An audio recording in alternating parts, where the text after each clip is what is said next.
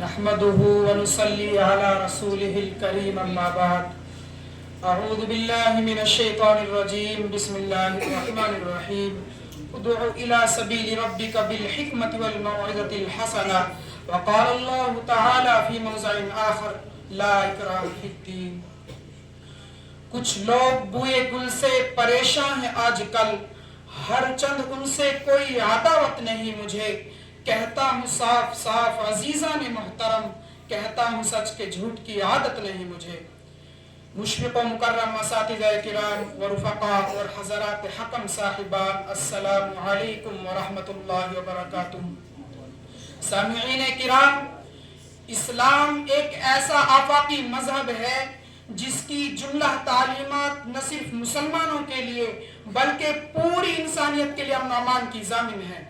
اسلام میں جہاں ایمان و یقین، زہد و تقوی، عفت و پاک بازی، شرم و حیا، عدل و انصاف، رحم و کرم، عفو و درگزر، دیانت داری و خودداری، محبت و شفقت، حق گوئی و بے باکی جیسے اخلاق حسنہ کی ترغیب ہے، وہیں تمام رذائل سے دور و نفور رہنے کی تعلیم بھی ہے۔ اسی لیے روز اول ہی سے اسلام کی روشنی اتنی تیزی سے پھیلی کہ دنیا والے حیرت میں پڑ گئے، اور دشمنان اسلام نے دروغ گوئی سے کام لیتے ہوئے ببانگ دول یہ اعلان کرنا شروع کر دیا کہ اسلام کی اشاعت تلوار سے ہوئی ہے۔ ملت اسلامیہ کے پاس بانو، لیکن جب ہم اس بات کی تحقیق کے لیے تاریخ کے دروازے پر دستک دیتے ہیں اور پوچھتے ہیں تو تاریخ ہمیں چیخ چیخ کر جواب دیتی ہے کہ نہیں نہیں، اسلام کی اشاعت تلوار سے نہیں بلکہ اخلاق حسنہ سے ہوئی ہے۔ کیونکہ اگر اسلام کی اشاعت تلوار سے ہوئی ہے تو بتاؤ کہ حضرت ابوبکر صدیق رضی اللہ عنہ پر کس نے تلوار اٹھائی تھی؟ زید بن حارثہ رضی اللہ عنہ پر کون حملہ آور ہوا تھا؟ حمزہ رضی اللہ عنہ جیسے دلیر کو کس نے دھمکایا تھا؟ عمر رضی اللہ عنہ جیسے بہادر کو کس نے آنکھیں دکھائی تھی؟ اور ہاں، انصار مدینہ پر نبی کے قدموں میں آنے کے لیے کون زور و زبردستی کر رہا تھا؟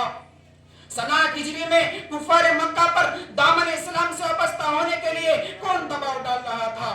اسلام پر کیچڑ اچھالنے والوں، بتاؤ کہ انہوں نے اسلام تلوار کے زور پر قبول کیا تھا یا اخلاق رسول صلی اللہ علیہ وسلم و صحابہ رضی اللہ عنہم سے متاثر ہو کر؟ بولو، تمہاری زبانیں کیوں خاموش ہو گئی؟ تم بولتے کیوں نہیں؟ ہاں، تمہیں خاموشی رہنا پڑے گا، کیونکہ تمہیں بھی معلوم ہے کہ ان حضرات نے اسلام کو اپنی رضامندی اور خوشنودی سے اپنے سینے سے لگایا تھا۔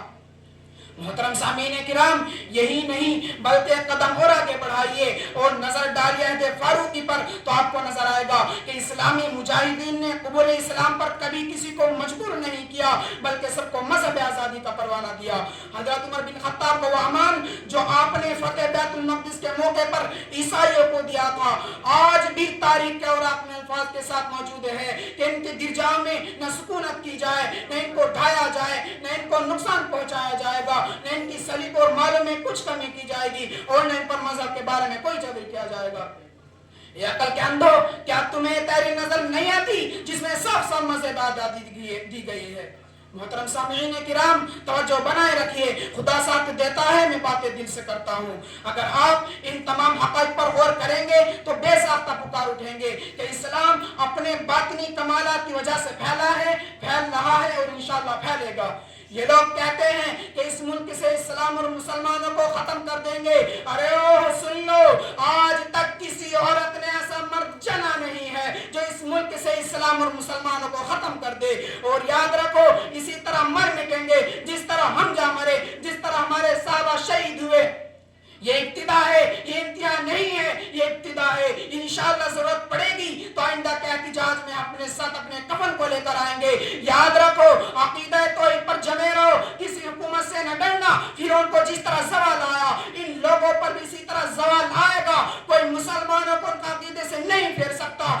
ابھی تو نے ہم کو جانا ہی نہیں۔ رب کعبہ کی قسم میں کہتا ہوں، یہ مسلمانوں سے کمزور ہیں، یہ مسلمانوں سے کمتر ہیں، کمتر ہیں۔